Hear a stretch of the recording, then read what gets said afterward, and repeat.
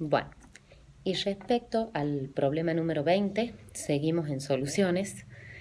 Está lindo el integral. Bueno, ¿qué tengo que hacer? Tengo que calcular la molaridad de la mezcla resultante. Bien, ¿qué es la molaridad? Los moles que están en 1000 mililitros de solución. El volumen de esa mezcla resultante lo calculo sumando lo que me aporta 1 y 2, o sea, los 47,6 mililitros más los 23,2 mililitros.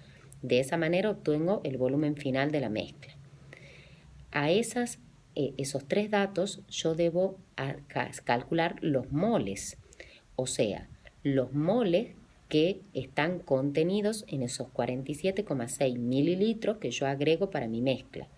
Los moles que están contenidos o que me aportan los 23,2 y en el tercer caso, o sea, los moles que representan esos gramos de hidróxido de bario que yo represento. Una vez que yo calculo los moles, significa que los puedo sumar, porque hemos dicho que las cantidades sí se suman. Entonces, esos moles están en ese volumen final, en 70,8, en 1000 mililitros X.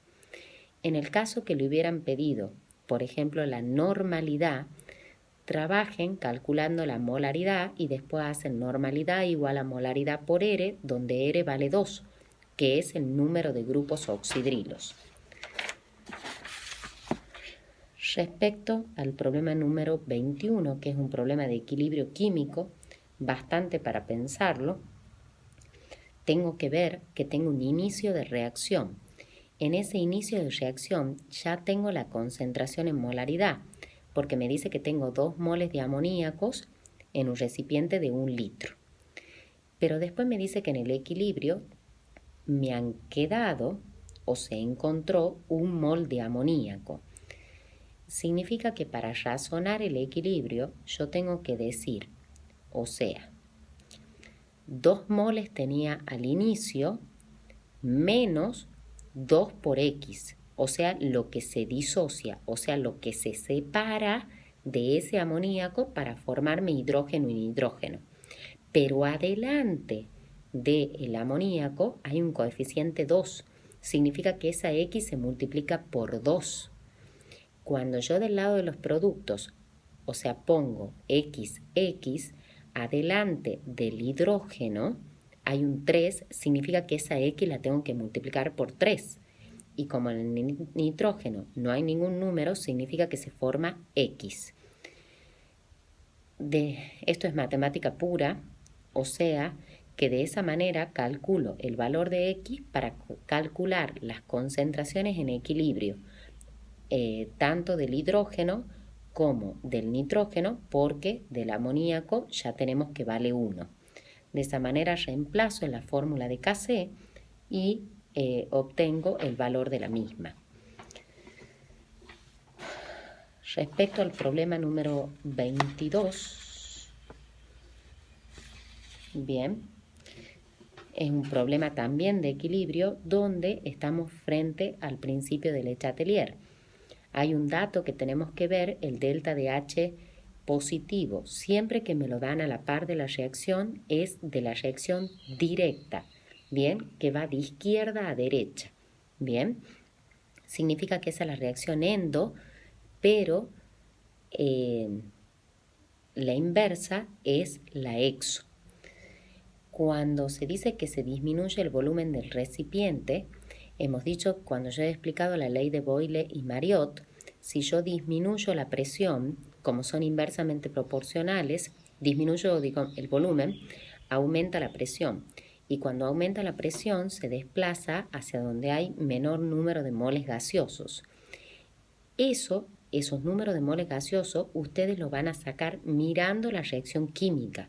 Bien, acá tenemos todas las especies gaseosas y vemos que del lado de los reactivos tenemos 1 mol y del lado de los productos tenemos 2 moles. Significa que se va hacia la izquierda, que tenemos menor cantidad de moles gaseosos.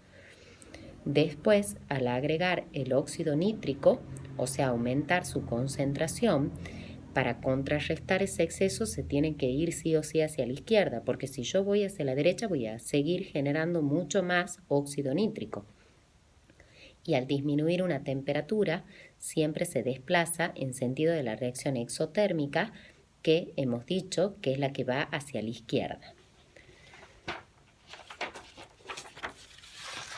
Respecto al problema de solubilidad, que es el 23, van a trabajar con la curva. A 70 grados centígrados van a entrar en la curva, ¿bien? Van a sacar el dato de solubilidad, o sea, 30 gramos de esta sal se disuelven en 100 gramos de agua. Si yo he colocado 500 gramos de agua, ¿qué cantidad de soluto necesito para que se forme una solución de tipo saturada? 150. Quiere decir que si yo he agregado 130, esos 130 se han disuelto completamente y está por debajo del límite de solubilidad, entonces una solución de tipo no saturada o insaturada. Cuando yo enfrío esa solución hasta 30 grados centígrados, tengo que hacer el mismo análisis, o sea, entrar en la curva a 30 grados centígrados y ver la solubilidad. 10 gramos de esa sal cada 100 gramos de agua. Si yo tengo 500, ¿qué cantidad se solubiliza para darme una solución saturada? 50 gramos.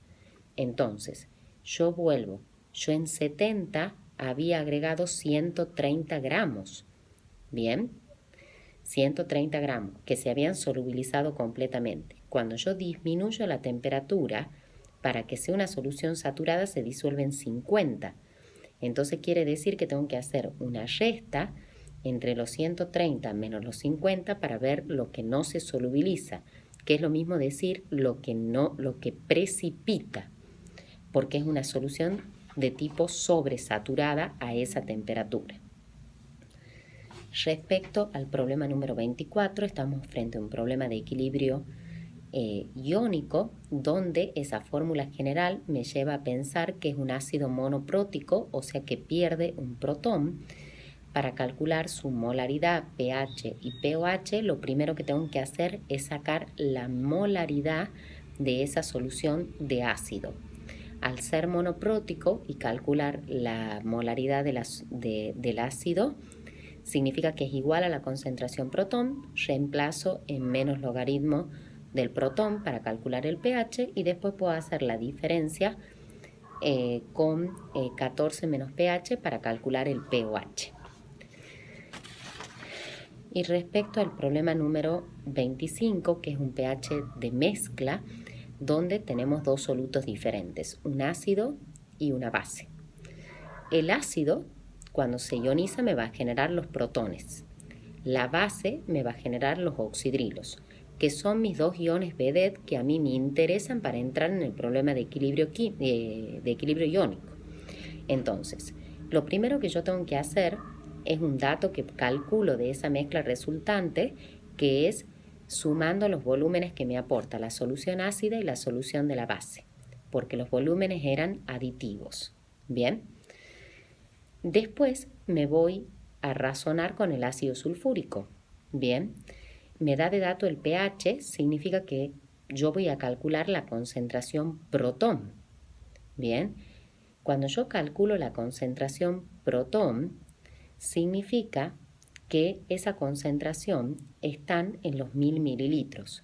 Ahora me hago la pregunta, ese volumen que yo voy a colocar en la mezcla, ¿qué cantidad de moles protones me aportan? Bien, lo mismo voy a hacer para la base, o sea, a partir del pOH voy a calcular el anión oxidrilo, pero esos esos moles oxidrilo van a estar en 1000. Bien, ahora yo tengo que calcular en el volumen que yo aporto en la solución, o sea, en esos 320 mililitros.